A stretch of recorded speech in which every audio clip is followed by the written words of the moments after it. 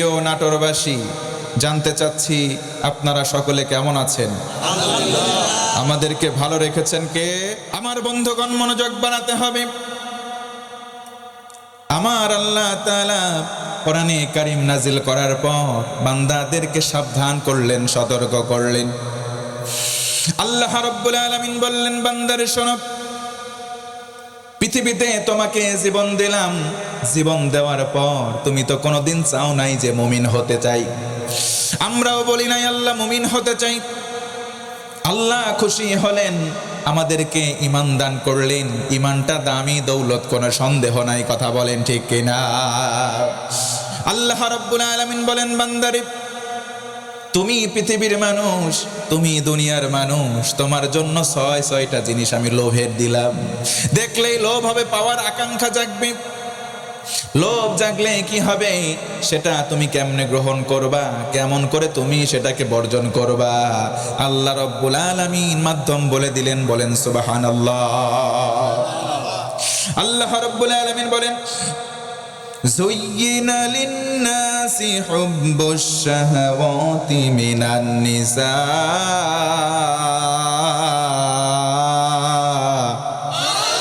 আরো জোরে বলেন আল্লাহু আকবার। মানুষের কাছে আকর্ষণীয় করে তোলা হয়েছে ছয়টা দিক। তার মধ্যে আমার আল্লাহ বলেন, 1 নম্বর পুরুষের জন্য নারীকে আকর্ষণের বানানো হয়েছে। কোন আল্লাহু আকবার। আমরা যারা পুরুষ মানুষ আমাদের জন্য নারী জাতি, তাদেরকে সুশোভিত করা হয়েছে, তাদেরকে লোভনীয় আকর্ষণীয় করা হয়েছে। ঘোষণাকার আরো জোরে আওয়াজ দিয়ে বলেন ঘোষণাকার। আল্লাহ রাব্বুল আলামিন বলেন, হাল আতা আলাল ইনসানি হিনুম মিনাদ দাহর লাম ইয়াকুন শাইআম মাযকুরা। বন্ধুগণ, মনোযোগ বাড়ায় দেন। ছয়টা লোভনীয় এমন বস্তুর কথা বললেন, তার মধ্যে 1 নম্বর হলো নারী জাতি। জোরে বলেন কি জাতি? 1 নম্বর হলো নারী জাতি। এই নারী জাতি সর্বপ্রথম মায়ের জাত, তারপর আমাদের কন্যার জাত। কথা বলেন ঠিক কিনা? আল্লাহ রাসূল বলেন, ও উম্মত, যার একটা কন্যা সন্তান, তার যেন একটা জান্নাত। আল্লাহু আকবার। আমার নবী যখন বাড়ি থেকে কোথাও বের হতেন, সর্বশেষে তিনি তার কন্যার সঙ্গে দেখা করে বের হতেন। আবার যখন কোথাও থেকে ঘরের মধ্যে আগমন করতেন, সবার আগে প্রাধান্য দিতেন কন্যাকে। কন্যাকে ভালোবাসতেন। এই জন্য কন্যাদেরকে গালি দেওয়া যাবে না। যদিও জাহেলি যুগে কন্যাকে তারা অপয়া মনে করত। একজনের কন্যা সন্তান হয়েছে, চিন্তা করতো আমার ভাগ্য খারাপ। কিন্তু নবীজি বলেন না, পৃথিবীতে যদি কারো একটা কন্যা হয়, আল্লাহর রহমত, সেটা জান্নাত। এই যে আল্লাহ তাআলা নারী জাতিকে সুশোভিত করলেন, নারী জাতির 2টা দিক। 1 নম্বর, এরা হলো রহমত। জোরে কোন সুবহানাল্লাহ। 2 নম্বর, এই নারী জাতি হলো ফিতনা। কথা কোন ঠিক কিনা? নারী জাতি যেমন ভালো, নারী জাতি তেমন খারাপ। ওই যে একজন গান বলেছে, একটা শিল্পী গান শুনেছি, এক জাতের নারী আছে শুধু পান খায়, এই বাড়ির কথা আরেক বাড়িতে লাগায়। আছে না নাই? এই জাতীয় নারী, এই জাতীয় মেয়ে মানুষ যদি আপনার সমাজে থাকে, সেই সমাজের জন্য সেটা কাল। কথা কন ঠিক কিনা? দেখবেন শুধু এর কথা ওর কাছে লাগায়, এই বাড়ির কথা ওর কাছে লাগাই। আবার দেখবেন কিছু গৃহিণী, কিছু বেটার বউ শাশুড়ির কথা স্বামীর কাছে লাগায়, স্বামীর কথা শাশুড়ির কাছে লাগায়। শাশুড়ির নামে কমপ্লেন দেয় স্বামীর কাছে। স্বামীকে ডেকে বলে, তোমার মা বুড়া হয়েছে, বেশি বেশি ভগর ভগর করে, এই বাড়িতে থাকা যাবে না, ওদেরকে আরেক ভাইয়ের বাড়িতে দাও। আছে না নাই? এই সময় নারীরা ফিতনা হয়ে যায়। আল্লাহ রাব্বুল আলামিন বলেন, নারী জাতি হলো তোমাদের জন্য 1 নম্বর রহমত, 2 নম্বর ফিতনা। আমার ভাইয়েরা বলেন তো দেখি, ওই নারী আজকে আমাদের সমাজে আছে না নাই? আল্লাহ রাব্বুল আলামিন বলেন, খলাকালাকুম মিন আনফুসিকুম আজওয়াজান লিতাসকুনু ইলাইহা। আল্লাহ এমন রব, তিনি তোমাদের জন্য তোমাদের মধ্য থেকে স্ত্রীকে সৃষ্টি করেছেন। তার মানে আল্লাহ বুঝালেন, ও আদম তুমি বিচলিত হয়ে যাও না, কারণ তোমার ভেতর থেকে হাড় থেকে হাওয়াকে তৈরি করা হলো। আল্লাহু আকবার।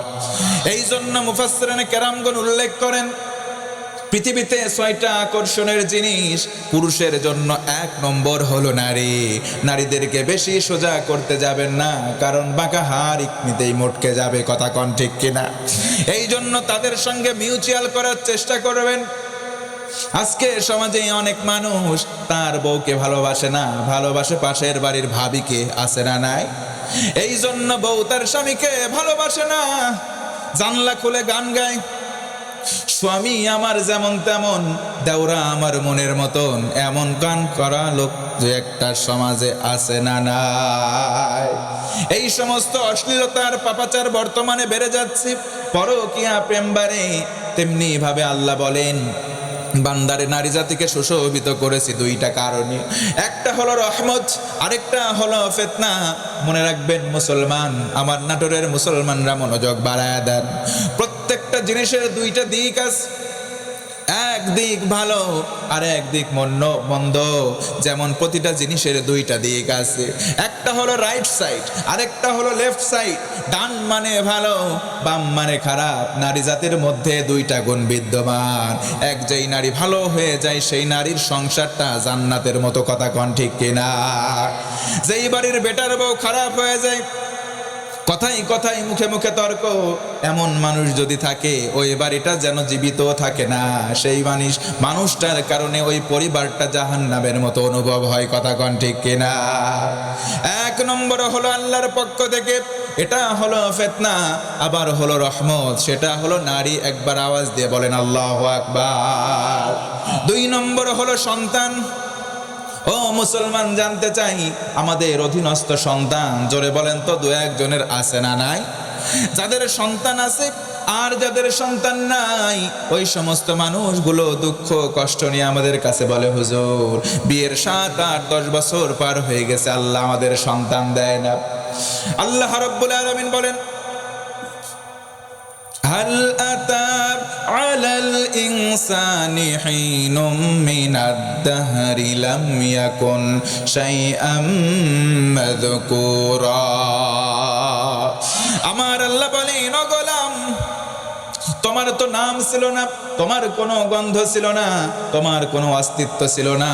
আমি রব্বুল আলামিন তোমাকে তৈরি করলাম, শুধু তোমাকে সৃষ্টি করেই ক্ষান্ত থাকলাম না, তোমাকে আশরাফুল মাখলুকাত, এই সৃষ্টির মধ্যে সেরা বানালাম। ও মুসলমান, আওয়াজ করে বলতে হবে আল্লাহু আকবার। আল্লাহ রাব্বুল আলামিন আমাদেরকে সৃষ্টির সেরা বানালেন। আমাদেরকে গরু বানাতে পারতেন, আমাদেরকে শৃগাল কুকুর বানাতে পারতেন, কিন্তু আল্লাহ মেহেরবানি করে আমাদেরকে সৃষ্টির সেরা বানিয়েছেন। পড়েন সুবহানাল্লাহ। এই আল্লাহ বলেন, ও গোলাম, 6টা জিনিসের মধ্যে 2 নম্বর হলো সন্তান। তোমাদের সন্তান যেমন রহমত, এই সন্তান তেমনি ভাবে পরীক্ষার মাধ্যম। দুনিয়াতে মাল সম্পদ অনেকের আছে, মাল সম্পদের পাশাপাশি সন্তানও আছে না নাই? যেই সন্তান বাবা মায়ের জন্য দোয়া করে, বাবা মায়ের জন্য দান করে, বাবা মায়ের কথা শুনে চলে, ওই সন্তানগুলো নেক সন্তান। আবার কিছু বদ সন্তান সমাজে আছে, বাবা যদি বলে ওই আড্ডাখানায় যাবি না, সন্তান গোপনে গোপনে আড্ডাখানায় যায়, মদ খায়। কথা কন আছে না নাই? যুবক বন্ধুগণ, করজোরে মিনতি করি, ভাই তুমিও যুবক, এক সময় ওই বৃদ্ধ যুবক ছিল। এই যুবকের জওয়ানির টাইমটা তুমি আল্লাহর ইবাদতে কাটাও। আল্লাহ রাসূল বলেন, যেই যুবকটা তার যৌবন কালটা আল্লাহর ইবাদতে মত্ত থেকে কাটায়, যেই দিন কোনো ছায়া থাকবে না আল্লাহ আরশে আজিমের ছায়া ছাড়া, সেই দিন ওই ছায়ার নিচে আল্লাহ তাআলা ওই যুবকদেরকে জায়গা করে দেবেন। কোন সুবহানাল্লাহ। আমার যুবক বন্ধুগণ, বাইকের জন্য বাহানা নয়, তোমরা বাইকের জন্য, বড় বড় গাড়ির জন্য বাহানা নয়। আল্লাহ রাব্বুল আলামিন এইটাকে সুশোভিত করেছেন 2টা মাধ্যম। একটা তোমার জন্য এটা রহমতের কারণ হবে, 2 নম্বরে ফিতনা, 2 নম্বরে পরীক্ষা। প্রত্যেকটা জিনিসের 2টা রুট আছে, একটা ভালো আর একটা মন্দ। কথা কোন ঠিক কিনা? তুমি বাইক গ্রহণ করো, বাবার থেকে জোর করে নয়। তুমি কেবল ইন্টারমিডিয়েট পড়ো, অনার্স ফার্স্ট ইয়ার সেকেন্ড ইয়ারে পড়ো, তুমি এখনো কিন্তু কামাই করা শুরু করো নাই।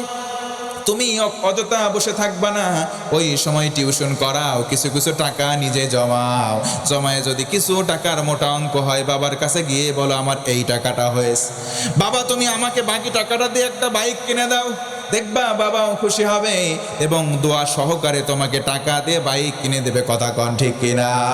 যেই জায়গায় বাবার দোয়া হয় ওইটা রহমতপূর্ণ হয়। কথা কন ঠিক কিনা? ও মুসলমান, এই জন্য আল্লাহ রব্বুল আলামিন ছয়টা জিনিসকে সুশোভিত করেছেন, হয় রহমত না হয় গজব। আল্লাহ রব্বুল আলামিন 5 নম্বর দিলেন গবাদি পশু। এই গবাদি পশুর ভেতরে আমাদের ভেতরে গরু আছে, আমাদের ভিতরে ছাগল আছে। এই যে ব্যবসা বাণিজ্যের জন্য অনেকে হাঁসের খামার আছে, এই খামারগুলোকে আল্লাহ পাক রব্বুল আলামিন সুশোভিত করেছেন। কোন সুবহানাল্লাহ। অনেকে দেখবেন মাছের আবাদ করে, চাষ করে। দুষ্ট মানুষ কিছু আছে রাত্রের অন্ধকারে মাছের ঘেরের মধ্যে গিয়ে বিষ দেয়, সকালবেলা উঠে খামারি চাষকারী দেখে যে না সবগুলো মাছ মারা গেছে, আছে না নাই। এটা যেমন পরীক্ষার মাধ্যম, এটা তেমন সুশোভন। আল্লাহ রব্বুল আলামিন এইগুলোকে সুশোভিত করেছেন, এইগুলোকে দুনিয়ার মানুষের আকর্ষণের কেন্দ্রবিন্দু বানিয়েছেন। কোন আল্লাহু আকবার। 5 নম্বরে গেল পশু, 6 নম্বর ফসলের ক্ষেত এবং হালাল উপার্জন। ও মুসলমান বলেন তো উপার্জন হালাল করার দরকার আছে না নাই? আমরা যে যে পেশার সঙ্গে নিয়োজিত আছি মুসলমান, মনে রাখবেন হারামে আরাম আপনি সাময়িক পাইতে পারেন, প্রকৃত আরাম আপনি হারামের মধ্যে পাবেন। জোরে বলেন হারামে আরাম পাবেন। সাময়িক সময় দেখা যেতে পারে অনেক কিছু করে ফেলেছেন, কিন্তু মনে রাখবেন হারামে আপনি সাময়িক আরাম পেলেও প্রকৃতভাবে আপনি জাহান্নামের জন্য বরাদ্দ হবেন। কথা কন ঠিক কিনা? ও মুসলমান মনোযোগ বানিয়ে দেন। এই 6টা বিষয়কে আমার আল্লাহ সুশোভিত করলেন গোটা পৃথিবীবাসীর জন্য 2 প্রকার। একটা হলো এটা তোমার জন্য হয় রহমত, না হয় তোমার জন্য গজবের কারণ হবে। কথা বলেন ঠিক কিনা? এবার জানতে চাই এই কথাগুলো যে আল্লাহ বলেছেন রাসূলুল্লাহকে মাধ্যম করে, এই জন্য রাসূলুল্লাহর সিরাত সুরত মানার দরকার আছে না নাই? এই 6টাকে কেন্দ্র করে আল্লাহ রসুলের জীবনী যতগুলো সুন্নাহ আমাদের কাছে রাখলেন, সবগুলো সুন্নাহ আমরা মানবো কি মানবো না? যারা যারা মানবেন একটু হাত উঁচু করে বলেন ইনশাআল্লাহ।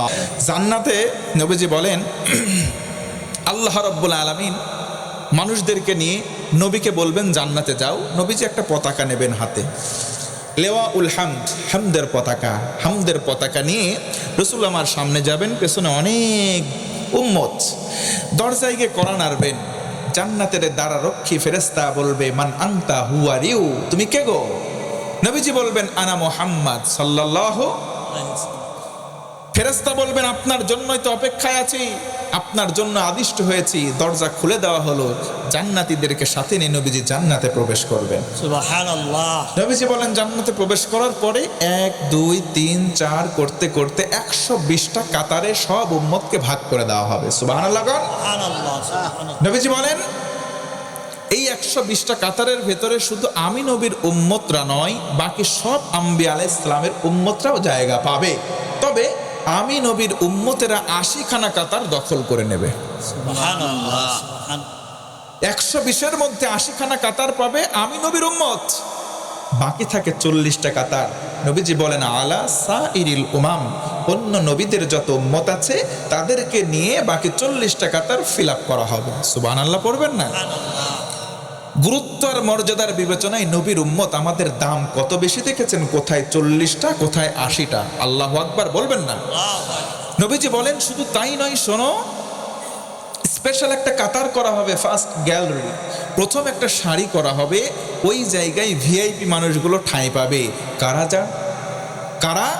নবীজি বলেন আল্লাযীনা ইয়াহমাদুনাল্লাহা ফিস সাররাই ওয়াদ দাররা, যারা জমিনে চলার সময় সুখে দুঃখে হর হালতে মুনিবের প্রশংসা আদায় করেছে। কোন সুবহানাল্লাহ। আল্লাহর প্রশংসা আদায় করার দরকার আছে না নাই? আছে। কখন? আল্লাহ নিজে বলেন লাহুল হামদু ফিল উলা ওয়াল আখিরা ওয়া লাহুল হুকমু ওয়া ইলাইহি তুরজাউন। পড়েন সুবহানাল্লাহ। সুবহানাল্লাহ। আমার বন্ধুগণ শেষের দিকে চলে আসলাম। আল্লাহ বলেন গোলাম লাহুল হামদু ফিল উলা ওয়াল আখিরা, প্রতিটা কাজের প্রারম্ভে প্রতিটা কাজের শুরুতেই আল্লাহর প্রশংসা করো। আল্লাহর প্রশংসা করবা যখন কাজ শেষ হয়ে যাবে তখন। আমরা যদি বলি আল্লাহ কেন তোমার প্রশংসা করব, কি কারণে বলো? আল্লাহ বলেন লাহুল হুকমু, একমাত্র হুকুম দেওয়ার মালিক আমি আল্লাহ, একমাত্র রাজত্বের মালিক আমি আল্লাহ। ওয়া ইলাইহি তুরজাউন, আর একদিন ফিরে আসবা। আমরা বলেন তো ফিরে যাব কার দিকে? আল্লাহ। আমরা কখন মারা যাব কেউ কি বলতে পারি? ইযা জাআ আজালুহুম লা ইস্তাখিরুনা সাআতাও ওয়া লা ইস্তাকদিমুন। আল্লাহ বলেন ও গোলাম, যখন মাউতের সময় সিগন্যাল নিয়ে চলে আসবে, এক সেকেন্ড সময় তোমাকে অবকাশ দেওয়া হবে না, জায়গায় তুমি মারা যাবা ঘোষণা কার। এক সেকেন্ড তোমাকে দেওয়া হবে না, এক কদম সামনে যাবা, এক কদম পেছনে যাবা না, জায়গায় তুমি অফাত বরণ করবা। এই জন্য মৃত্যুর তৈয়ারি নিয়ে প্রস্তুত থাকার দরকার আছে না নাই? আছে। তাফসীরে ফি জিলালিল কোরআন আল্লামা সাইয়্যিদ কুতুব শহীদ রাহমাতুল্লাহি আলাইহি বলেন, ফি জিলালিল কোরআন হিয়া নিআমাল্লাহ, কোরআনের ছায়াতলটা হচ্ছে আল্লাহর পক্ষ থেকে দেওয়া নিয়ামত। এই নিয়ামত তিন প্রকার। এক নম্বর, কেউ যদি বলে আমি কোরআন পড়বো, আমি কোরআন বুঝবো, কোরআন দিয়ে জীবন গড়ব, সঙ্গে সঙ্গে আমার আল্লাহ তিনটা পুরস্কার ওই বান্দা বান্দিকে দান করবে। এক নম্বর পুরস্কার হলো তারফাউল উমার, ওই ব্যক্তির সম্মান বাড়বে। দুই নম্বর তাবারাকাহুল হায়াত, ওই ব্যক্তির বরকত যত দরকার আল্লাহ রব্বুল আলামিন দান করে দিবে। তিন নম্বর হলো তাজকিয়াহুল হায়াত, ওই ব্যক্তির জীবনে যত নিজের ইচ্ছায় অনিচ্ছায় গুনাহ আছে, ছোট ছোট সগীরা সব গুনাহ আল্লাহ মাফ করে দিবেন। পড়েন সুবহানাল্লাহ। এই জন্য বলেন তো কোরআন মানা, এই মানার দরকার আছে না নাই? তাহা মা আনজালনা আলাইকাল কুরআনা লিতাশকা, আল্লাহ বলেন রাসূল আপনি ভাগ্যহত হবেন না, কোরআন দিয়েছে ভাগ্যটাকে সুপ্রসন্ন করবার জন্য। কোন সুবহানাল্লাহ। তার মানে কোরআন পেয়ে আমরা দুর্ভাগা নই, কোরআন পেয়ে আমাদের সৌভাগ্য। কোরআন আছে যেখানে আমরা আছি সেখানে। এই জন্য বলেন তো কোরআনে নামাজের কথা আছে না নাই? দৈনন্দিন জীবনে নামাজ কয় ওয়াক্ত পড়তে হয়? একটু জোরে আওয়াজ করে বলেন কয় ওয়াক্ত? 5 ওয়াক্ত নামাজ অনেকে আমরা পড়ি না, কিন্তু 5 শ্রেণীর মুসল্লি এই জায়গার মধ্যেও আছে। আমার কথার সঙ্গে দেখবেন মিলে যাবে। এক নম্বর হলো শুকুর আলী মুসল্লি, সারা সপ্তাহ নামাজ নাই, শুধু শুক্রবারে যাই। এই শুকুর আলী মুসল্লি বলেন তো বড়াই গ্রাম নাটোরে আছে না নাই? আছে। দুই নম্বর হলো রমজান আলী মুসল্লি, সারা বছর খোঁজ নাই, শুধু রোজার মাসে যায়। তাদের জ্বালায় নিয়মিত মুসল্লিরা তারাবিতে সামনের কাতারে জায়গা পায় না, ঠিক। এদের নাম রমজান আলী মুসল্লি। 3 নম্বর বরাত আলী, 4 নম্বর কদর আলী, 5 নম্বর হলো ঈদ আলী মুসল্লি আছে না নাই? আল্লাহ রাব্বুল আলামিন বলেন ফি জান্নাতি ইয়াতাসাআলুনা আনিল মুজরিমিন মা সালাকাকুম ফি সাকার ক্বালু লাম নাকু মিনাল মুসাল্লিন। পাকের কাছ থেকে যেই 6টি বিষয়কে লোভনীয় করে দেওয়া হয়েছে, এই 6টি বিষয়ের লোভনীয় দিকগুলো আমরা গ্রহণ করব বটে, তবে রহমত হিসেবে, গজব এবং ফিতনা হিসেবে গুলো ছেড়ে দেব ইনশাআল্লাহ। চলে কোন ইনশাআল্লাহ। তাহলে নবীর পদাঙ্ক, নবীর মতো করে সাহাবীরা যেভাবে নবীর সঙ্গে সম্পৃক্ততা রেখেছিলেন সেভাবে মেনে আমরা চলতে চাই। দরকার আছে না নাই? আছে। শেষ কথা বলি, মনোযোগ বাড়ান, উঠবেন না। 1 মিনিট আমার দিকে মনোযোগ বাড়ান। নবীজির সাহাবী হযরতে আলী কাররামাহুল্লাহু ওয়াজহাহু, আল্লাহর রাসূলকে কি পরিমাণ মহব্বত করতেন, আমার দিকে 1 মিনিট মনোযোগ বাড়ান। হযরতে আলী 1 দিন 2 দিন 3 দিন টানা হয়ে যায়, কোনো খাবার তিনি খেতে পান নাই। পেটের মধ্যে ক্ষুধা, নবীর সন্ধানে একবার এদিক যায় তো আরেকবার সেদিক যায়। মসজিদে চলে গেলেন নবীর সন্ধানে, কিন্তু নবীজিকে পেলেন না। মনটা ভার করে দরজায় কড়া নাড়লেন, সালাম দিলেন, আসসালামু আলাইকা ইয়া রাসূলুল্লাহ, নবীজি ঘরের মধ্যে আছেন কি? একবার, দুইবার, তিনবার সালাম দিলেন, নবীজির পক্ষ থেকে কোনো জবাব তিনি পেলেন না। মনটা ভার করে দাঁড়িয়ে আছেন। হঠাৎ ভেতর থেকে আওয়াজ এলো, বাবা আলী তুমি কেন এসেছো? আম্মাজান খাদিজাতুল কুবরা তাহেরা রাদিয়াল্লাহু আনহা বললেন, বাবা আলী তুমি কেন এসেছো? তোমার শ্বশুর নবীজি তো ঘরে নাই। হযরতে আলী বললেন, আম্মাজান আমি তো আলী একদিন, 2 দিন, 3 দিন এক ধারাবাহিকভাবে আমার পেটে কোনো খাবার পড়ে নাই, এরই নিমিত্তে আমি রাসূলুল্লাহর সঙ্গে দেখা করতে আসলাম। কোন সুবহানাল্লাহ। আম্মাজান খাদিজা বললেন, বাবা আলী রে তাড়াতাড়ি ঘরে যাও, তাড়াতাড়ি বাড়িতে চলে যাও, তোমার শ্বশুর রাসূলুল্লাহ তোমাকে কোনো খাবার দিতে পারবেন না। তুমি আলী 3 দিন না খাওয়া। ও বাবা আলী তোমার শ্বশুর রাসূলুল্লাহ 1 দিন, 2 দিন, 3 দিন নয়, বরং আজকে 1 দিন, 2 দিন, 3 দিন করে প্রায় 1 সপ্তাহ হলো অনাহারে আছে। শুধু তাই নয় রে বাবা আলী শোনো, তুমি 3 দিন খাও নাই, নবীজি কমপক্ষে 7 দিন অনাহারে আছেন। সকালবেলা ক্ষুধার যন্ত্রণা সহ্য করতে না পেরে পেটের মধ্যে পাথর বেঁধে কোথায় যেন গেল। ও বাবা আলী তোমাকে কোনো খাবার দিতে পারবে না, তুমি বাড়ির দিকে ফেরত যাও। কোন আল্লাহু আকবার। হযরত আলী কান্না শুরু করলেন, ডেকে বলেন, আম্মা জান আমি তো খাবার চাইতে আসি নাই। ও আম্মা জান আমি আলীর পেটের মধ্যে যখন ক্ষুধা লেগে যায় আমি নবীর সন্ধানে চলে যাই, নবীর সামনাসামনি একবার যাই, নবীজির চেহারা মোবারক দেখি।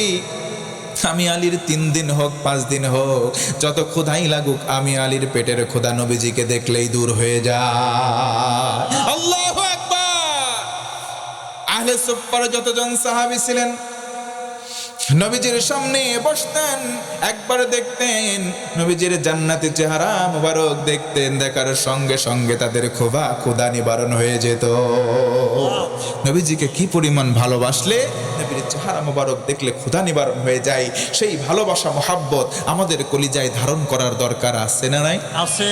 জোরে কোন আছে না নাই? আছে। সে সময় সাহাবায়ে কেরাম যেইভাবে ত্যাগ প্রতীক্ষা করেছে, ইসলামের জন্য ছাড় দিয়েছে, সব কিছু করার পরে নবীজি বললেন কি জানেন? নবীজি বললেন, আসহাবি কান্নুজুম, আমার একটা সাহাবী এক একটা আসমানের তারার সমান। সুবহানাল্লাহ, সুবহানাল্লাহ। আর আজকে আমরা তারা বানাইছি কাদের? মেসি আর নেইমারদের। আমরা বলি স্টার, আমরা বানাইছি শাকিব খান, সাকিব আল হাসানকে। না রে যুবক ভাই, যুবতী বোন, এরা কখনো স্টার হতে পারে না, এরা সব অশ্লীলতাকে প্রমোট করে। কথা বলেন ঠিক কিনা? এই শাকিব খান কয়টা বিয়ে করে, কয়দিন পর কি করে কিছুই জানি না, কিছুদিন পর পর এক এক নায়িকা এসে বলে এটা ওর সন্তান। কথা কন ঠিক কিনা? এ তোর কেমন করে স্টার হয় রে, তোর কেমন করে মডেল হয়? ওই দিকে যদি বলিস মেসি, নেইমার বিয়ের আগে 4টা সন্তানের বাপ হয় যে, তার তো চরিত্রেরই ঠিক নাই। কথা কন ঠিক কিনা? তাহলে তোরা কেমন করে তাদেরকে মডেল বানাস? এ যুবক ভাই ফিরে আয়, তোর পায়ে ধরে বলি, অনুরোধ করি, তোর আমার মডেল কখনো তারা হতে পারে না। তোর আমার মডেল বিশ্বনবী সাল্লাল্লাহু আলাইহি ওয়াসাল্লাম এবং তার সাহাবায়ে কেরাম ছাড়া অন্য কেউ হতে পারে না।